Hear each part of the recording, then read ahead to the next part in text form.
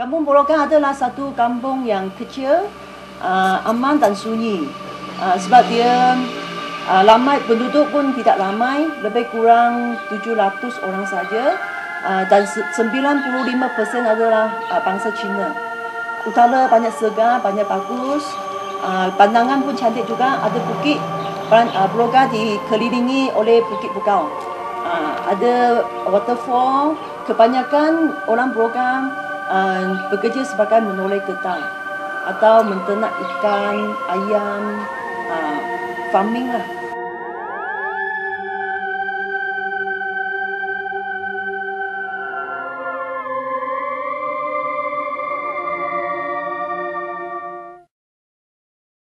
Sebenarnya projek incinerator ni patut ditumpukan dilaksanakan di Puchong.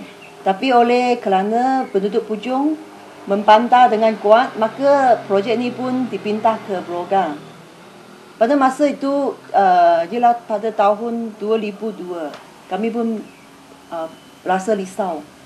Apabila kami baca surat khabar dan mendapat tahu ini berita, kita pun rasa risau sampai tak boleh tidur. Masa kita tidur, kita mimpi tentang tu incinerator. Kita banyak susah hati. Kita risau tak tahu macam mana kita penduduk sahaja, macam mana boleh fight dengan kerajaan. Kerajaan itu kuat.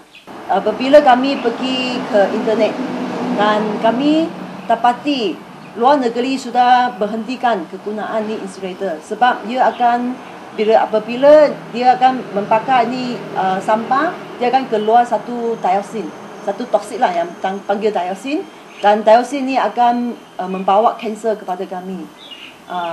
Sakit kulit ke, kanser, banyak penyakit-penyakit yang tak baik lah. Jadi kita pun risau lah. Kita rasa incinerator ni akan mencemar kesihatan kami, juga akan mencemar alam sekitar. Kami rasa tidak patutlah didirikan di sini lah, atau di Malaysia lah, di mana-mana tempat lah.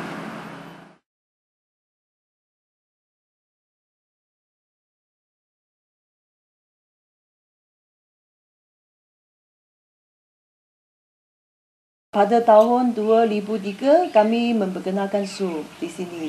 Dan kami pun datang sini meminta bantuan dari Encik Zulkifli. Apabila EIA diluluskan oleh ini Jabatan Alam Sekitar, kami pun merasa kecewa lah. Jadi saya pernah mengadu kepada Su lah. Saya kata, susah lah ini hari kita mesti kalahnya. Tapi Encik Zulkifli selalu menggalakkan kami, jangan kecewa. Kita sebagai leader mesti mau tak boleh senang-senang kecewa. Ya, perlu boleh percaya. Kalau kita kecewa, orang yang ikut kami pun sama, mesti kecewa juga. Jadi siapa mau fight? Encik Zulkifli selalu bagi kalahkan lah. Jadi kita pun continue lah untuk fighting macam ni. Macam mana you first jumpa dengan Cik Zul? Ada someone suggest dia atau? Saya hanya dengar ada satu orang PAS yang duduk di Lengging. Lepas tu saya tahu rumah di sini, orang bagi tahu saya PAS itu ini adalah satu orang PAS lah, Melayu lah, dia kata PAS punya orang duduk sini. Jadi saya pun dengan kawan-kawan mari sini lah meminta bantuan daripada Encik Zulkifli. Kamu pun tak kenal dia, hanya datang sini untuk meminta bantuan, tengok dia tolong ke tidak. Kita tengok nasib kita baik ke tidak lah. Tapi kita gembira lah, tak ada menolak kita punya request lah. Dia kata mesti mau tolong. Ini sudah mengganggu kita punya jiwa. Kita mesti mau tolong. Dia cakap macam tu. Dia masuk, kita panggil dia jadi ahli member sajalah. Member biasa sajalah. Ahli jawatan kuasa saja. Lepas 2 tahun lebih, kita rasa satu orang yang boleh percayai dan boleh diharap. Dia kerja banyak serius. Dia orang pun banyak bagus, banyak baik. Semua orang suka dia. Lepas tu kita dapati Su banyak sesuai lah pegang jawatan chairman, pengurusi. Lepas 2 tahun macam kita pun minta Su jadi pengurusi kami lah. Dia pun sudah setuju lah. Masa dia sudah jadi pengurusi, kita ada selalu meeting sama satu kali, sama-sama bincang macam mana mau menjalankan ini kerja-kerja semua untuk memantapkan ini projek incinerator. Jadi Kadang-kadang kita menghadapi masalah, Su pun tolong kita cari kawan-kawan dia atau cari pengkuam untuk mengatasi masalah kami. Lepas tu Su akan ada bawa kami pergi banyak departmen kerajaan untuk jumpa pengawal kerajaan, bawa kami pergi mahkamah. Kita semua tak tahu jalan, dia tahu, dia ada kereta senang sikit. Dia bawa kita luang banyak masa sampai kadang dia tak tahu dia ada kerja ke tak kerja. Kita pergi mana dia ikut saja. Lepas tu kita meeting kata mau buat ni mau buat tu, dia kata boleh. Dia selalu menepati janji dia. Dia tak pernah tipu kami. Apabila dia janji dia kata boleh, dia mesti bolehnya. Kadang ada mau pergi jauh punya tempat, kami bagi dia petrol mewah, kata Su ni ambil sikit petrol mewah, dia pun tak mau lah. Dia banyak tolong kami tapi dia tak pernah meminta apa-apa dari kami lah.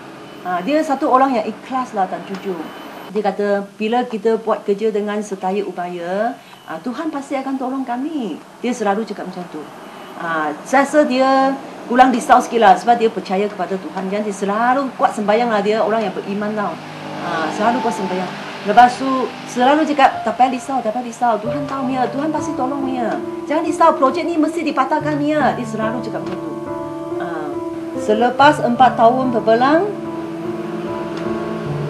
projek incinerator telah dipatahkan. Kami merasa banyak bersyukur Tan Gembira. Walaupun ni projek sudah tak ada lagi, tapi kami ada menghubung lagi. Dan setiap tahun kalau kita senang, kita pun akan datang sini melawat dia. Kadang kita invite dia datang ke Broga, bersembang sama kita, dia pun ada mari juga. Jadi lagi kalau sebelum hari raya, penduduk Broga akan pergi rumah saya. Semua tanya, saya mau kasih temu wang lah, kasih Encik Sukrifi mau beri hamper. Semua macam tu. Lepas tu saya akan kutip-kutip itu wang, lepas tu saya akan beri hamper, lepas tu saya tengankan akan bawa ke sini. Dia kata tahun tu macam ni. Dan hari raya, Encik Sukrifi mesti invite kita mari sini rumah dia.